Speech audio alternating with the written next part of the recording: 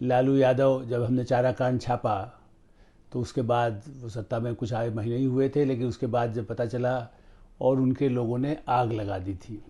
Revolver लेके जाने से बचाव तो हो गया, मतलब ऐसा नहीं हुआ कि कोई हमला कर सके। हमें मैंने खुद को भी एक कॉन्फिडेंस जिसको कह सकते हैं हो सकता है। खतरे में बंदूक वाला डरा सकता है, बंदूक के साए में संरक्षण लेकर के। हाँ, पुलिस का संरक्षण के पक्ष में मैं नहीं हूँ।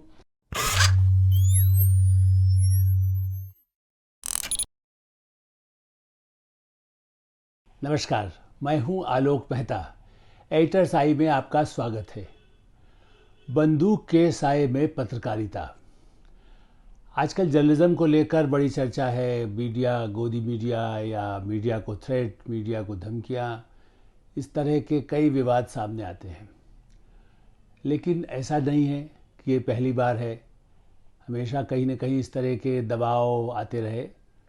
इस बारे में अभी हाल ही में बरखा दत्त जो एक प्रसिद्ध पत्रकार हैं, उनके चैनल के लिए, मोजो के लिए, एक लंबी बातचीत बरखा जी से हुई। सब लोग जानते हैं, एक बड़ी पत्रकार हैं और पहले एनडीटीवी में रही। वहाँ मैंने जिक्र किया था कि कैसे लालू यादव जब हमने चारा कांड छापा तो उसके बाद वो सत्ता में कुछ आए महीने ही हुए थे, लेकिन उसके बाद जब पता चला और उनके लोगों ने आग लगा दी थी।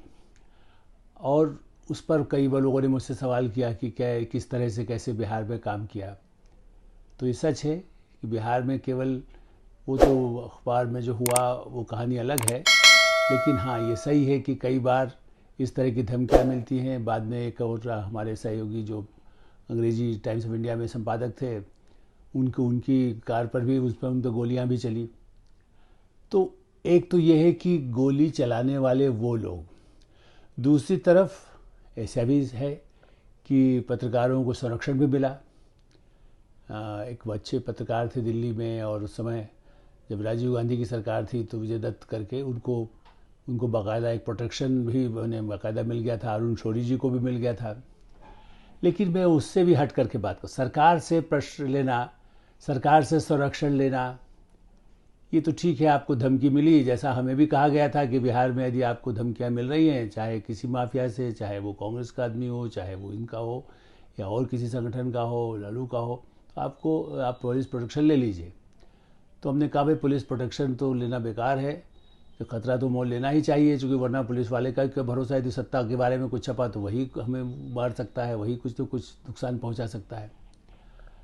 मैं वो इस तरह की कुछ घटनाएं जिसमें हमें खुद अपनी रक्षा का इंतजाम करके, प्राइवेट जिसको कह सकते हैं या किसी परिचित मित्र के सहयोग से, कि किस तरह से रिपोर्टिंग करने के लिए जो खतरे मोल लिए जाते रहे हैं।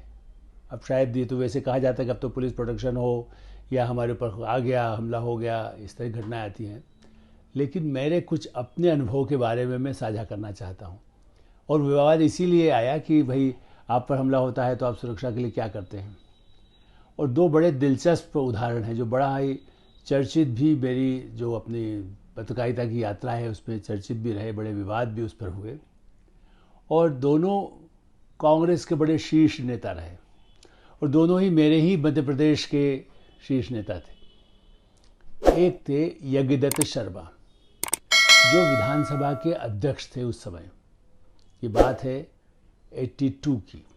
और तब कुछ ही पहले मैं जर्मनी में 3 साल पत्रकारिता करने के बाद दिल्ली आया था, और दिनमान नवभारत टाइम्स से मैं जुड़ा, टाइम्स ग्रुप के साथ। तो मुझे कुछ ऐसे दस्तावेज की जानकारी मिली, और उसके लिए और खोजपूर्ण करने के लिए कि भाई, विधानसभा अध्यक्ष और उनके परिवार के जो एक सदस्य हैं, ओमदत्त शर्मा, उनकी कई करोड़ की प्रॉपर्टी का कुछ गड़बड़ है। आजकल चलता है ना कि बहुत किस तरह से प्रॉपर्टी का हिसाब किताब हो रहा है, किस तरह से प्रॉपर्टी। लेकिन उस समय आप सोचिए, 82 की बात है, और अक्टूबर 82। दिनमान के लिए मैं राजनीतिक संवाददाता के रूप में काम करता था, और तब मैं इंदौर गया। अब हमें बताया गया कि भाई, उनका बड़ा ही, जैसे आजकल कहा जाता है बिल्डिंग का और दूसरे ऐसे काम है उनमें शर्मा के। यदि उनके घर के बाहर यदि आपने कुछ कागज़ हमें मिले थे, फिर हमें लगा था कि जो प्रॉपर्टी वगैरह है उसका कुछ फ़ोटो खुद ही लेना होगा, किसी को बताना नहीं चाहते थे। तो कहा कि यदि वहाँ कुछ ऐसा फ़ोटो की कोशिश की तो कोई भी वहाँ जो गार्ड है या उनके भी कई ऐसे मित्र लोग रहते हैं वहाँ, और यदि थोड़ी सी भी भनक हो गई तो आपको गोली मार सकते हैं। तो हमारे एक मित्र थे, उनके एक अपने जो सहयोगी जिनके पास एक लाइसेंस शुदा रिवाल्वर था, तो उन्होंने कहा ऐसा करिए, कार में हम रिवाल्वर लेकर इनको आपके साथ भेजते हैं आप, ताकि यदि कोई खतरा आए तो ये हवाई फायर करके भी और आपको बचा लेंगे, तो कुछ ऐसा कोई ऐसा लगे आपको।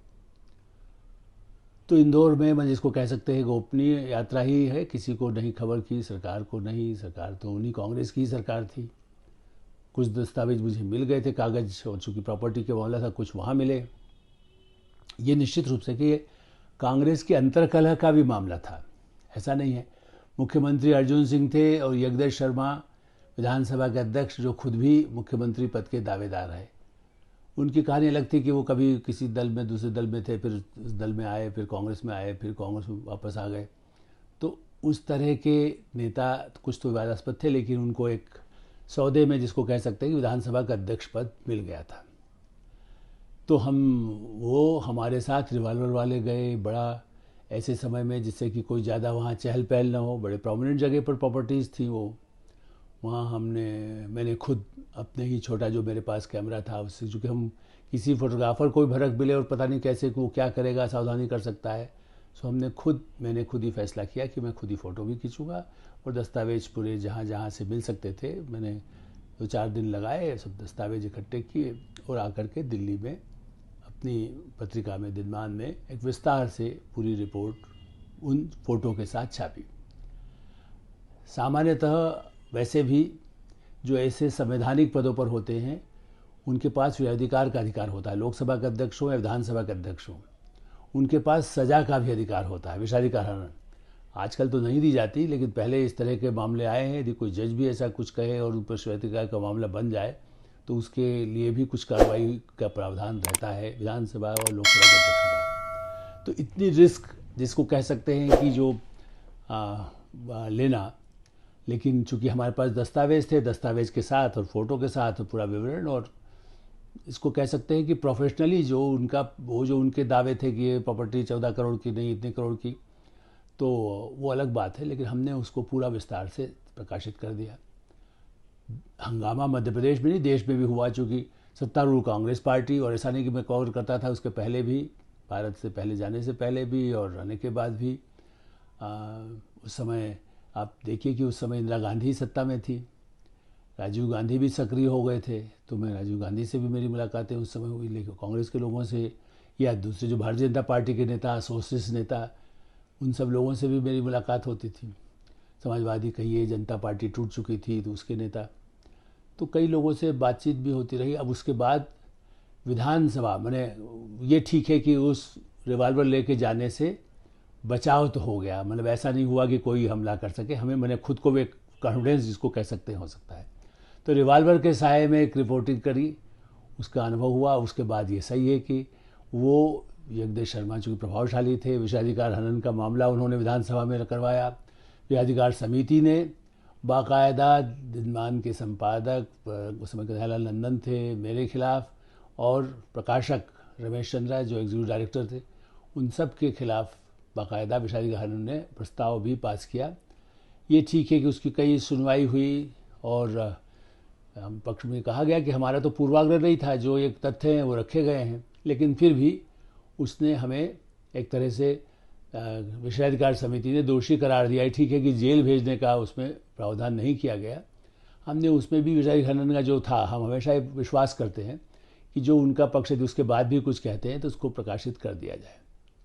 लेकिन ऐसा नहीं है, हम उस समय तो गोली नहीं चलाना पड़ी, लेकिन जो पत्रकारिता की गोली है, पत्रकारिता की जो तोप थी, चूँकि वो उनका पक्ष होना विशेषाधिकार समिति का आने से उनके जो गड़बड़ियाँ थी, जो भ्रष्टाचार था, उसको कहीं न कहीं पार्टी में काफ़ी जांच पड़ताल, सरकार में भी जांच पड़ताल होने के बाद ये तो पाया ही गया था कि ये तथ्य सही है। और इसलिए उसके बाद जुलाई 83 में, इसलिए थोड़ा थोड़ा मुझे याद है, तारीख एग्जैक्ट नहीं, लेकिन हाँ ये ठीक है कि जुलाई 83 में खुद जगदीश शर्मा को, जबकि उनका कार्यकाल और आगे था 2 साल, लेकिन उनको विधानसभा के अध्यक्ष पद से इस्तीफा देना पड़ा। पार्टी में दबाव पड़ा, उनको दिल्ली में बुलाया गया।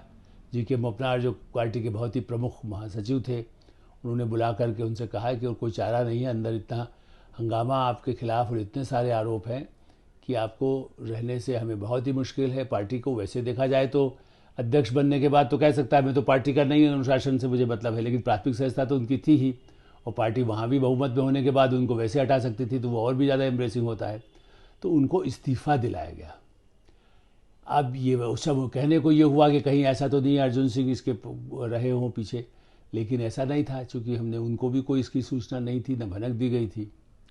और इसका दूसरा प्रमाण ये मिल सकता है, जब हम लोग पर कई बार आज भी जब कोई कहता है कि गोदी मीडिया है, ये मोदी मीडिया है, या दूसरा सोनिया मीडिया है, हम जब लोग इस तरह की कोई बात कहता है, या समाजवादी आप अखिलेश के साथ हैं, कि आप मुलायम सिंह के साथ थे, या कभी किसके साथ थे, आप आरएसएस के हैं, या आरएसएस के विरोधी हैं, या किसके साथ हैं, हम कहते हैं कि हम तटस्थ हैं।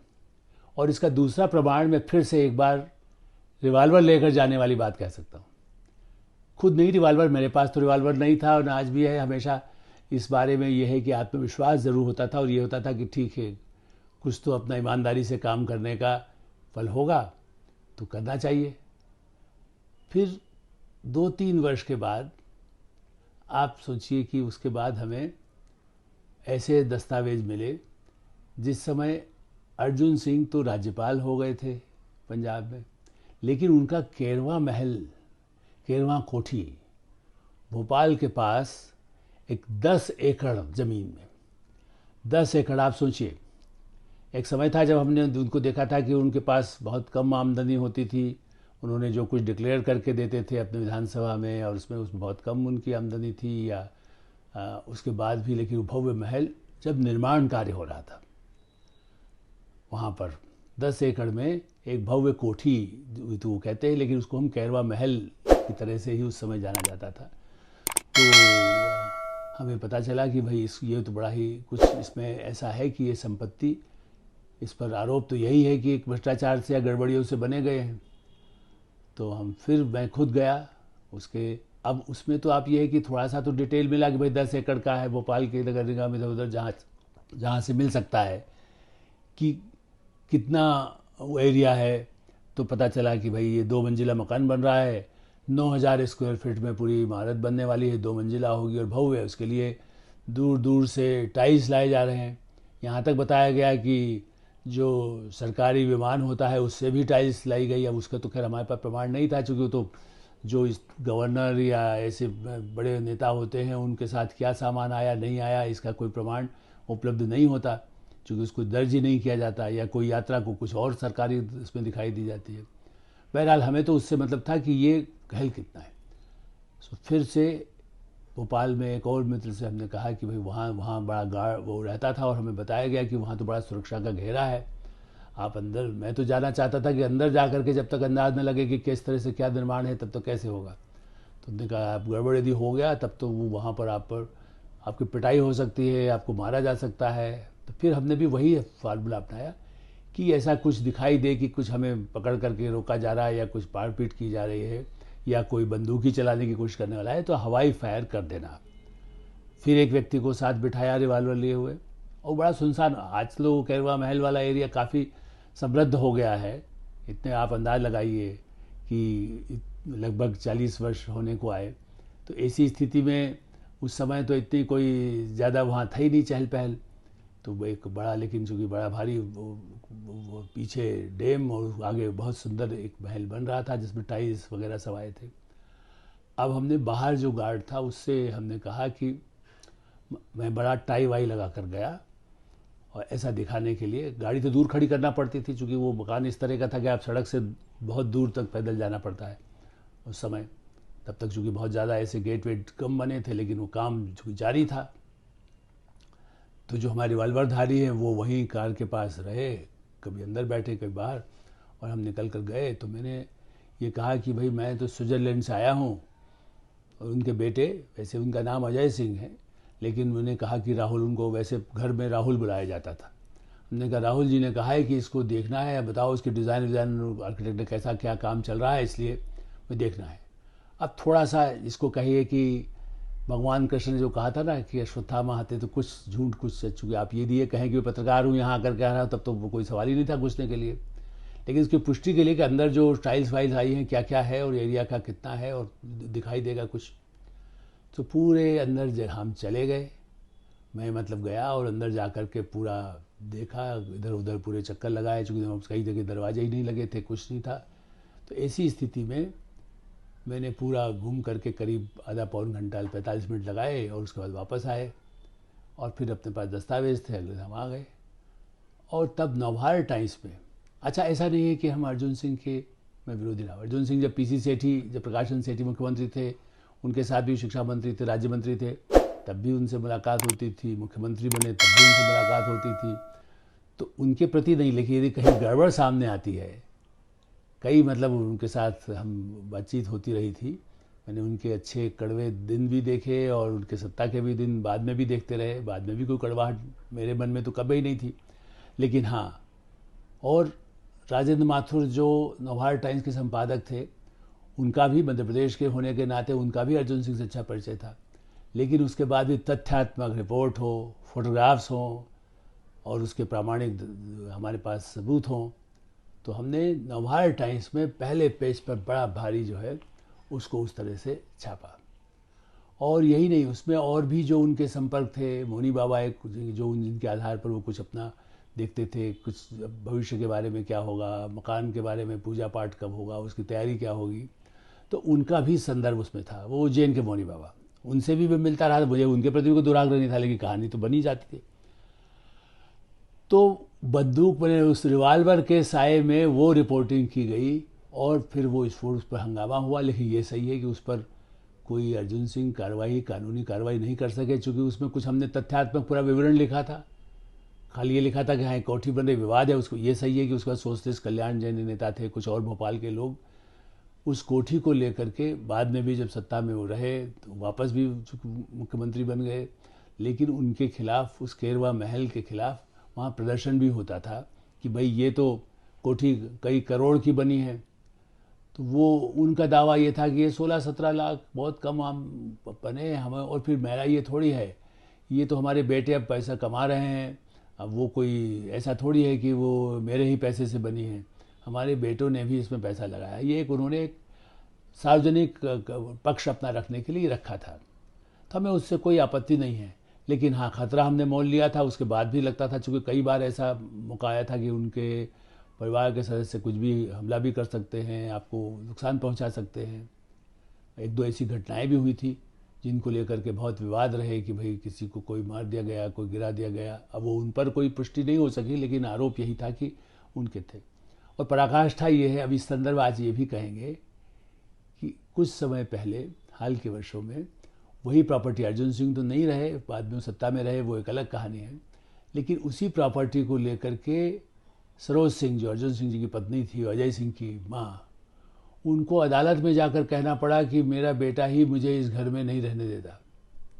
जब अदालत मामला चला गया, उनकी बहन वीणा सिंह, वो भी, अब इतनी बड़ी प्रॉपर्टी थी करोड़ों की, उसके बाद तो और करोड़ों की कीमत हो गई। तो ऐसे भ्रष्टाचार के कंधे पर बने हुए फिर बाद में परिवार में कैसे झगड़ा होता है। ये ठीक है कि बाद में अजय सिंह ने अदालत में तो कह दिया कि भाई नहीं नहीं, मेरी माँ आके मेरे घर में रह सकती है, और लेकिन वो बहन और उनके बीच में प्रॉपर्टी किसकी है वो विवाद बना रहा। हम उस पर नहीं जाते, हम ये जाते हैं कि उन चीज़ों को आप छापें, प्रकाशित करें, विवाद किस हद तक कहाँ पहुँच जाता है ये भी सही है। तो खतरा मोल लेना, आप बिहार हो, मध्य प्रदेश हो, उत्तर प्रदेश हो, खतरे में बंदूक वाला डरा सकता है, बंदूक के साए में संरक्षण लेकर के। हाँ, पुलिस का संरक्षण के पक्ष में मैं नहीं हूँ। पुलिस का संरक्षण तो हो सकता है कि आपके अखबार पर कोई हमला हो रहा है, कोई संस्थान पर हो रहा है, उस समय पुलिस का दायित्व है, आप सूचना मिलने पर बता सकते हैं। लेकिन अचानक कुछ होता है या आप ऐसी खतरा मोल लेकर जाते हैं, तो मैं हमेशा कहता हूँ कि कारगिल जब जाता है आदमी, जब सिपाही, उसको अलग से कौन सुरक्षा मिलती है, तो खुद ही सुरक्षा करने जा रहा है। तो हम बंदूक का सहारा लें न लें, उसके साए में जाएं न जाएं, लेकिन हाँ, तथ्य की रिपोर्टिंग करें तो आप अपना काम कर सकते हैं। तो ये हम बाद में तो खैर एडिटर हो गए, इसलिए एडिटर आई में उन बातों को जो आज भी कहा जाता है कि खतरे, वो अलग बात है कि किस तरह से पहले भी जो खरीदे बेचे जाते थे उस पर तो हमने एक बार कुछ एपिसोड किया है ड्राइव में, आप उनको देखेंगे तो आपको पता चल जाएगा। हम इस बात को यही विराम देते हैं, बंदूक का साया विरोध का हो या पक्ष का हो, कहीं न कहीं आपका साहस होना चाहिए। हम इस कार्यक्रम को यही विराम देते हैं। आप HSI देखते रहिए, इसको सब्सक्राइब करिए और मित्रों को भेजिए और अपनी जो प्रतिक्रिया है वो हमें बताएं। धन्यवाद, नमस्कार।